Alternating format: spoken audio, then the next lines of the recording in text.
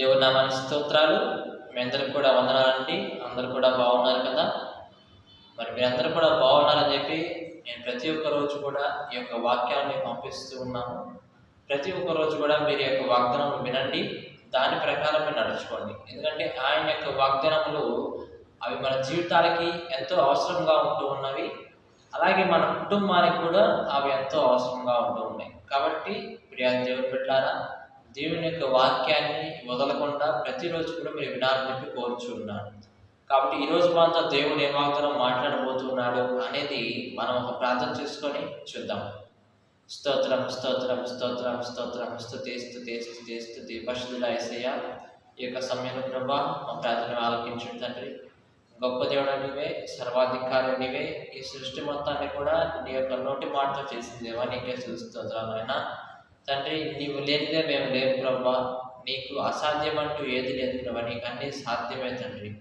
అయినా ఈ యొక్క కార్యక్రమాన్ని దీవించి ఆశీర్వదించు ప్రభా. మీరే మాతో మాట్లాడండి నాయన. మీ యొక్క వాగ్దానముల ద్వారా మా కుటుంబంలో రక్షణను ఆశీర్వాదమును దయచేస్తున్న నీకే స్తోత్రాలయ్యా. అలాగే తండ్రి, మా హృదయంలో నీ యొక్క వాక్యం ఉంచుకునే కృపను దయచేయండి తండ్రి. ఎటువంటి సాతాశోధన వచ్చినా సరే మేము ఆ యొక్క వాక్యాన్ని ఉపయోగించుకునే కృపను దయచేయండి ప్రభా. నీకే స్తోత్రాలు. అనేక మంది ఎందుకు యొక్క వాక్యాలు వెళ్ళే కృపను దయచేయండి. అనేక మంది యొక్క వాక్యాలు చూసి మారుమనసు పొందే కృపను దయచేయండి ప్రభా. ఈరోజు తండ్రి మీరు మాతో మాట్లాడండి. మాకు అవసరమైన వర్తమానం మీరు మాకు దయచేయమని యేసు నామం బట్టి మిక్కిలి వినయంతో ప్రార్థించి అడిగి వేడుకొంచున్నాం ప్రభా తండ్రి, ఆమేన్. మరి దేవుని యొక్క వాగ్దానం మనం చూస్తే కనుక యెషయా గ్రంథము 44వ అధ్యాయం మనం తీసినట్లయితే, యెషయా గ్రంథము 44వ అధ్యాయము 26వ వచనం చివరిలో మనం చూస్తే కనుక 44వ అధ్యాయము 26వ వచనము చివరిలో మనం చూస్తే కనుక, నేను ఆజ్ఞ ఇచ్చి ఉన్నాను, దాని పాడైన స్థలములను బాగు చేయువాడను నేనే. ఎంత మంచి వాగ్దానం చూసారా? దాని పాడైన స్థలములను బాగు చేయువాడను నేనే. మనం ఎప్పుడైనా సరే సాధారణంగా ఈ యొక్క గొప్ప గొప్ప భవనాలు ఉంటూ ఉంటాయి ఈ లోకంలో. అవి ఒకప్పుడు చాలా అందంగా ఉంటూ ఉంటాయి. మనం చూస్తే తాజ్ మహల్ అని చూస్తే కనుక ఒకప్పుడు చాలా అందంగా తేజస్సు కలిగి ఉండేది. ఇప్పుడు కొంచెం ఆ యొక్క అందం తగ్గిందని చెప్తూ ఉన్నారు టీవీలో వాళ్ళు.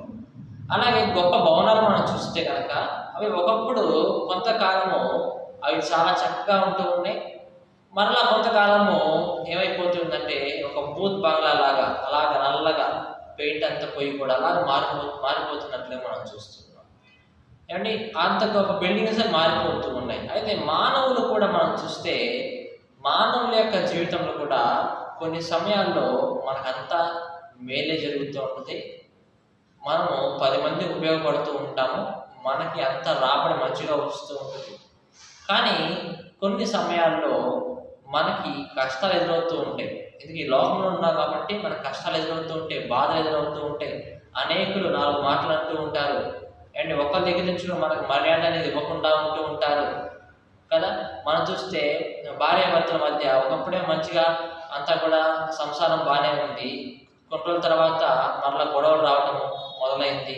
అలా విడిపోవటము జరుగుతూ ఉన్నది. అలాగే పిల్లల విషయంలో మనం చూస్తే ఒకప్పుడు మరి తల్లిదండ్రుల దగ్గర ఉండే పిల్లలు ఈ రోజున చాలామంది కూడా దూరం వెళ్ళిపోతున్నారు. తల్లిదండ్రులు వదిలిపెట్టి వెళ్ళిపోతూ ఉన్నారు కదండి. ఇవన్నీ కూడా మనం చూస్తే కనుక ఒక అసాధారణమైనటువంటి సమయాలుగా ఉంటూ ఉన్నాయి. అంటే ఒకప్పుడే చాలా మంచిగా ఉన్నది, మరి జీవనోపాధి చాలా మంచిగా ఉన్నది. ఇప్పుడు చూస్తేనేమో కొంచెం కష్టంగా ఉన్నది. ప్రియా దేవుడు ఏమంటున్నాడు? అటువంటి కూలిపోయినటువంటి బ్రతుకులను, ఏవైతే కట్టబడినటువంటి వాటిని ఎవరైతే సాతాను కూలిపేసాడో వాటిని నేను మరలా కడతా దేవుడు అంటున్నాడు. ఏమంటున్నాడు మనం చూస్తే కనుక, ఏమన్నా దాని పాడైన స్థలములను బాగు చేయువాడు నేనే. పాడైపోయినటువంటి స్థలము బాగు చేయువాడు. మనం చూస్తే కింద చెప్పాను, ఏదైనా ఒక మంచి భవనాన్ని చూసి కొన్ని సంవత్సరాల తర్వాత మరలా వచ్చి చూసి ఆ ఇంటి లాగిపోయింది, ఈ ఇల్లు ఏంటి లాగిపోయింది, మరలా ఒకప్పుడు ఉన్నటువంటి స్థితిలాగా ఉంటే కనుక చాలా బాగుండేది. దేవుడు అది చూస్తూ ఉంటాడు. నీ యొక్క కుటుంబాన్ని దేవుడు చూస్తూ ఉన్నాడు. నీ యొక్క పిల్లలను దేవుడు చూస్తున్నాడు. నీ బ్రతుకుని దేవుడు చూస్తూ ఉన్నాడు. నీకు వచ్చే సమస్యను దేవుడు చూస్తున్నాడు. కాబట్టి ఏమంటున్నాడు? పాడైనటువంటి స్థలముల నుండి నిన్ను బాగు చేస్తాను. మనం చూస్తే కనుక దేవుడికండి అసాధ్యమైనది ఏది కూడా లేదు, మొత్తం కూడా సాధ్యమే. మనం చూస్తే అబ్రహాము శారా విషయంలో మనం చూస్తే కనుక మరి శారా ఆ యొక్క గర్భం అంట అది మూసుకుపోయిందంటండి, ఎంత ముసలాంగా ఉన్నదో. కానీ అప్పుడు దేవుడు ఆమెను వాడుకొని చూసి మరలా కుమారుని ఇచ్చినట్లుగా మనము చూస్తూ ఉన్నాం కదా. ఇంకా ఆమెకు పిల్లలు పుట్టరు అని చెప్పి ఈ లోకమంతా కూడా చెప్పేసింది, వైద్యులంతా కూడా చెప్పేశారు.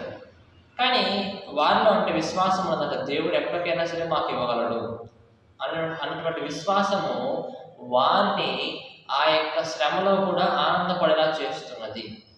ప్రియ దేవుడు జాగ్రత్తగా గమనించండి.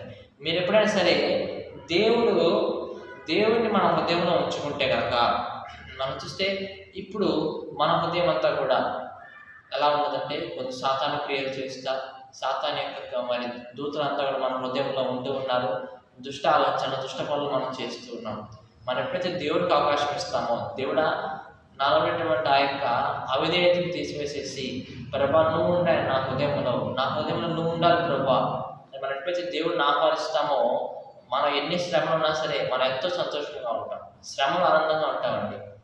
ఎలాగైతే శారాయి మరి గర్భం లేకపోయినా, అలాగే అబ్రహాం కూడా దేవుడు చెప్పినటువంటి వాగ్దానం ఇంకా నెరవేరకుండా సమయం జరుగుతున్నా, ఇంకా సమయం పెరుగుతూ ఉన్నా కానీ అబ్రహాంలో అంట విశ్వాసం అనేది తగ్గిపోలేదంట. ఏమంటే అబ్రహాం ఏం చేశాడు, మళ్ళా చివరిలో కూడా పరీక్షించాడు. ఎలా పరీక్షించాడు? తనకున్నటువంటి ఏకైక కుమారుని తీసుకొచ్చి నాకు బలిగా అర్పించి అన్నాడు.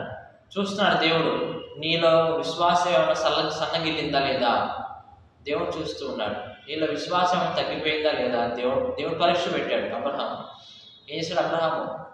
మరి శారాకి చెప్పలేదు, అమ్మ అటువంటి ఆ భార్య అయినటువంటి శారాకి చెప్పలేదు, ఇదిగో అమ్మ నేను వెళ్తున్నాను, మన కుమారుడిని దేవుడు బలిగా అడిగాడు అంటే ఆమె ఏం చేసి చెప్పండి, అయ్యో వద్దయ్యా వెళ్ళొద్దయ్యా, మన కుమారుడు చనిపోతాడయ్యా అని చెప్పి దేవుని యొక్క పని ఆపేసిందేమో అన్నటువంటి దేవుని యొక్క భయంతో అబ్రహాం ఏం చేశాడంట, తన కుమారుడిని తీసుకొని పర్వతం ఎక్కాడంట. ఆ వయసులో ఎవరు పర్వతం ఎక్కగలరా? ప్రభా నేను ఎక్కలేనయ్యా, ఆ పర్వతం నేను ఎక్కలేను నాయన, నా కుమారుడిని నేను బలివ్వలేను ప్రభా అని అంటే కనుక అబ్రహాము విశ్వాసంలో సన్నగిల్లినట్టు లెక్క. కానీ అలా అనకుండా అబ్రహాం ఏం చేశాడు, తన కుమారుడిని తీసుకొని ఆ గొప్ప పర్వతాన్ని ఎక్కేసేసి అక్కడ దేవుడు బలి ఇవ్వడానికి రెడీగా ఉండి కత్తి అలా పైకెత్తినప్పుడు దేవదూత వచ్చి అతని యొక్క చేయి పట్టుకొని అబ్రహామా నీలో దేవుడిని చూసి ఉన్నాడు, నీ యొక్క విశ్వాసం దేవుడు చూశాడు, చాలా సంతోషిస్తూ ఉన్నాడు అని చెప్పి ఒక గొప్ప మాటలు చెప్పి దూత దేవుడు ఎప్పుడు కూడా నరబలిని కోరడయ్యా ఈ అబ్రహాముతో చెప్పినట్లుగా మనం చూస్తున్నాం. అలాగే పాడైనటువంటి స్థలములను ఆయన బాగు చేయవాడుగా ఉంటూ ఉన్నాడు. ఈ రోజున మనం చూస్తే కనుక మనం సంఘానికి కొంతమంది వస్తూ ఉంటారు. ఏమని అనుకుంటూ ఉంటామంటే వీళ్ళు ఒకప్పుడు చాలా మంచిగా వచ్చేవాళ్ళు సంఘానికి వచ్చి టపా బైబిల్ అంతా మంచిగా ఓపెన్ చేసేవాళ్ళు, కానీ ఇప్పుడేంటి ఇలా ఉన్నారు, ఇంత దుఃఖంలోకి వెళ్ళిపోయారండి అని ఎవరైతే మీ గురించి అనుకుంటూ ఉన్నారో వారి యొక్క నోళ్ళు దేవుడు మోయించేవాడుగా ఉంటున్నాడు. ఎలా మోయిస్తాడు? మిమ్మల్ని మరలా దేవుడు కట్టబోతున్నాడు. కూలిపోయేటువంటి ఆ భవనమును మరలా దేవుడు కట్టబోతున్నాడు. ఎండిపోయేటువంటి ఆ చెట్టుకి దేవుడు మరలా చిగురును పుట్టిస్తూ ఉన్నాడు. అంతా కూడా ఆయన చిత్తంలో జరుగుతూ ఉంటుంది. ప్రతి ఒక్కటి కూడా ఎండిపోయేటువంటి చెట్టులో కూడా ఆయన చిగురు పుట్టించాలి దేవుడు. ఎండిపోయేటువంటి చెట్టు ఇంక లేదు, దానికి ఇంకా అవకాశం అనేది లేదు, ఇంకా అది దానిలో మొలక అనేది రాదు, పచ్చదనం అనేది రాదు ఆ చెట్టులో. కానీ దేవుడు ఏం చేస్తాడు? దయచేవాడు, పచ్చదనాన్ని ఇచ్చేవాడు, ఫలింపజేసేవాడు మనల్ని. మీరు కూడా ఎటువంటి స్థితిలో ఉన్నా సరే, ఎటువంటి ఆ యొక్క స్థితిలో ఉన్నా సరే మీరు దేవుడిని మాత్రం మీ హృదయంలో ఉంచుకోండి. మీ హృదయంలో దేవుడిని ఎప్పుడైతే ఉంచుకుంటూ ఉంటారో అప్పుడు మీరు శ్రమ అయినా సరే సంతోషంగా అనుభవిస్తూ ఉంటారు. మనం చూస్తే బైబిల్లో చాలామంది భక్తులు కూడా వారికి శ్రమలు అంట చాలా ఆనందంగా తీసుకున్నారండి. శ్రమలు వస్తే చాలా సంతోషిస్తున్నారు. ప్రభా నీకు వందనాలు, నాకు శ్రమ రప్పించావు, నీకు ఎంతో స్తోత్రాలు ప్రభా అని చెప్పేసి అనుకుంటున్నాం. మనం చూస్తే అంటే శ్రమలో ఉన్నప్పుడు మీరు ఎక్కువగా శ్రమ గురించి ఆలోచించమాకండి, ఆ జరిగేటటువంటి కార్యాల గురించి మీరు ఎక్కువగా ఆలోచించమాకండి. మనం చూస్తే ఒక రోగంతో వచ్చిన ఒక వ్యక్తిని మనం పరీక్షిస్తే కనుక ఆ వ్యక్తి ఎప్పుడు సంతోషంగా ఉంటాడంటే కనుక ఆ రోగం గురించి ఆలోచించకుండా ఉన్నప్పుడు మాత్రమే ఆ వ్యక్తి సంతోషంగా ఉంటాడు. మొదటిగా ఏమండి, ఆ మందుల ద్వారా తగ్గించరావు సంగతి. కానీ మొదటిగా అతను హ్యాపీగా ఉండాలంటే, సంతోషంగా ఉండాలంటే కనుక ఆ రోగం గురించి అతను పట్టించుకోకూడదు. పట్టించుకున్నాడు అనుకోండి, నా బతికితే ఇంకా నేను ఎంత మందులు ఇచ్చినా నేను నాకు తగ్గదు రోగం అనేసి నెగిటివ్గా ఆలోచించడం అనేది మొదలు పెడితే కనుక అతనికి ఉన్నటువంటి రోగం ఎలా తగ్గింది చెప్పండి? అతనికి ఉన్నటువంటి రోగము ఆ యొక్క మైండ్ సెట్ ఉంటే కనుక మందులు ఇచ్చినా సరే ఆ రోగం అనేది పోదు. కానీ అదే వ్యక్తి ఏమంటే ఆలోచిస్తూ ఉన్నాడు అనుకోండి, నాకు ఖచ్చితంగా తగ్గిపోయింది, నేను లేచి చక్కగా పనులు చేసుకుంటాను అని చెప్పి ఎలాగైతే కాన్ఫిడెన్స్గా ఉన్నాడో, పాజిటివ్గా ఆలోచిస్తూ ఉన్నాడో అది ఉంటే కనుక అతను తొందరగా జబ్బు అనేది నయమైపోయింది. అలాగే శ్రమలు కూడా అంతే. శ్రమలో మీరు ఎక్కువగా సంతోషిస్తూ దేవుడు ప్రార్థన చేస్తూ ఉంటే కనుక శ్రమలు తొందరగా దేవుడు తీసివేస్తాడు.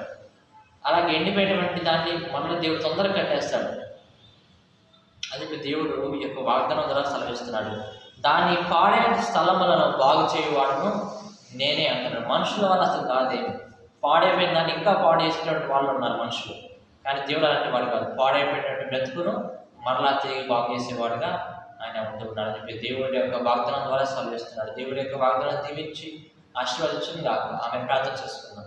స్తోత్రం స్తోత్రం స్తోత్రం స్తోత్రం స్తుతి స్తుతి స్తుతి స్తుతి పరిశుద్ధుడా యేసయ్యా, ఈ యొక్క సమయంలో ప్రభావ ప్రార్థన ఆలకించండి. ఆయన గొప్ప దేవుడు అనివే, సర్వాధికారి నీవే ప్రభా. ఈ సృష్టి మొత్తాన్ని కూడా నీ యొక్క నుండి మాటలు చేసిన దేవానికి అసలు స్తోత్రాలు తండ్రి. మా ప్రార్థన ఆలకించండి ఆయన. నువ్వు తండ్రి పాడైపోయేటువంటి కూలిపోయేటువంటి మా బ్రతుకులను మరలా తిరిగి కట్టుకోవడం నీ ఒక్కడివే, నీ ఒక్కడి వల్లే సాధ్యమైంది ప్రభా. కాబట్టి నీకేమే ప్రార్థిస్తూ ఉన్నాం ఆయన. మా కష్ట సుఖాలన్నీ కూడా నీకేమే చెప్పుకుంటూ ఉన్నాము. కష్టాశ్రమాన్ని కూడా నీతోనే అనుభవించుకుంటూ ఉన్నాం, నీతోనే చెప్పుకుంటూ ఉన్నాం ప్రభా. నువ్వు జ్ఞాపకం చేసుకొని వాటన్నిటిని కూడా తీసివేసి వెళ్ళగొట్టిన ప్రభా. నీకే చూస్తున్నాం. మేము కృంగిపోకూడదు ప్రభా, శ్రమలో మేము కృంగిపోకూడదు. చాలా సంతోషంగా ఉండాలి తండ్రి. ఆ శ్రమల ద్వారా మాలో ఇంకా విశ్వాసం అనేది పెరగాలని మేము కోరుచున్నాం ప్రభా. నీకే స్తోత్రాలు అయ్యా. ఈ యొక్క వాక్యాలు ప్రతి ఒక్క రోజు వింటున్నారు, వాటిని జ్ఞాపకం చేసుకొని దీవుని ఆశీర్వాదం దయచేయమని యేసునామం బట్టి మిక్కిలి వినయంతో ప్రార్థించి అడిగి వేడుకొంచున్నాం పరమ తండ్రి. ఆమె పరలోకమందున్న మా తండ్రి, నీ నామం పరిశుద్ధపరచబడును గాక, నీ రాజ్యం మాకు వచ్చును గాక, నీ చిత్తం పరలోకం నెరవేర్చినట్లు భూమి మీద నెరవేరును గాక. మా ఆహారం రేటు మాకు దయచేయండి. మా అపరాధం చేసిన వారిని మేము క్షమించిన ప్రకారం మా అపరాధాలను మీరు క్షమించి మమ్మల్ని శాంతి దృష్టి తప్పించి రాజ్యము శక్తి మహిమ బలం నిరంతరము నీవై ఉన్నావు తండ్రి. ఆమేన్ ఆమేన్.